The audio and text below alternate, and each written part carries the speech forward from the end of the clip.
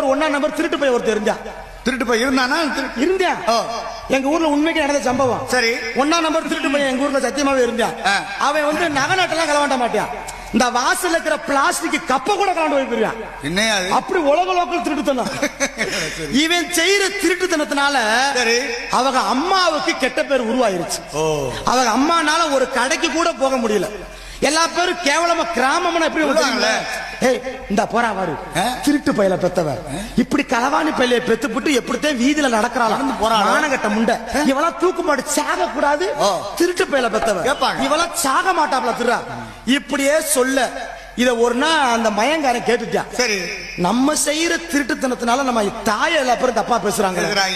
இந்த பேச்சை நம்ம வந்து உருவாக்க விடக்கூடாது அப்படின்னு என்ன பண்ணிட்டா தெரியுமா? நேர போய் அவங்க அம்மாவோட கால்ல நெடு நிக்க விழுந்திருக்கான். சரி, அம்மா நான் செஞ்சதெல்லாம் தப்பு தான், இனிமே திருடுற தொழில நான் விட்டுறேன், என்ன மன்னிச்சு நீங்க ஏத்துக்கமாண்டு அவங்க அம்மாவோட கால்ல நெடு நிக்க விழுந்துட்டான். சரி, அந்த பெத்தமானம் பித்துன்றாங்க பாத்தீங்களா? இவங்க அம்மா உடனே கண்ணீர் விட்டு சொல்லுச்சான், தம்பி ஊரே உன்னை திருடுன்னு பேசினாலும் எனக்கு நீ புள்ளதாண்டா, திருந்துட்டேன்னு சொல்றல, இனியாவது நீ நல்லாறான்னு சொல்லிவிட்டு அந்த அம்மா கால்ல விழுந்த தான் மயனை தூக்கி விட்டுட்டு நடந்து போகுது. கால்ல இருந்த கொலுச காணாம். படுத்துக்கிட்டே முந்த கொலுச திருக்கிந்திருக்கான். இவனை மாத்த முடியுமா?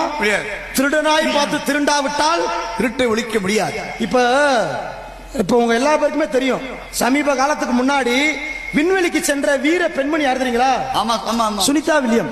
இப்ப என்ன ஒரு விஷயம் கேட்டீங்கன்னா, ஒரு பெண்மணி கடைக்கு போக கூட பயப்படுற காலத்துல இப்ப எப்பேற்பட்ட ஒரு முறையில வானத்துக்கு போயிட்டு விண்வெளியில இருந்து அங்க செடி கொடி எல்லாம் முளைக்க வச்சு திரும்பி வந்து பத்திரமா இருக்காங்கன்னா என்ன காரணம்?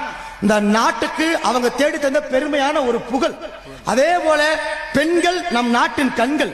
உண்மைக்கு அவங்கள போல நிறைய வீர தீர செயல்கள் நிறைய பேர் செய்யணும். இப்போ அந்த ராணுவத்துக்கு அனுப்புனா பாத்தீங்களா சுனிதா வில்லியம், அதே விஞ்ஞானிகள் என்ன பண்ணாங்கன்னா ஒரு மிஷினை ஒண்ணு கண்டுபிடிச்சிருக்காங்க. என்ன மிஷின்? அது என்ன மிஷின் தெரியுங்களா? ராணுவத்துக்கு போற மிஷின் கிடையாது, ஏவுகணை மிஷின் கிடையாது, திருடர்களை கண்டுபிடிக்கிற மிஷின். எப்படி மிஷின் கண்டுபிடிச்சாங்க? எப்படி நாட்டுல திருடனை ஒழிக்கணும் மிஷினை கண்டுபிடிச்சாச்சு. இப்ப செக் பண்ணணும்ல. அமெரிக்காவுல போய் இப்படி கூட்டம் ஊற இடத்துல போய் இந்த மிஷினை வச்சுட்டு சுவிட்சை ஆன் பண்ணி விட்டுருக்காங்க.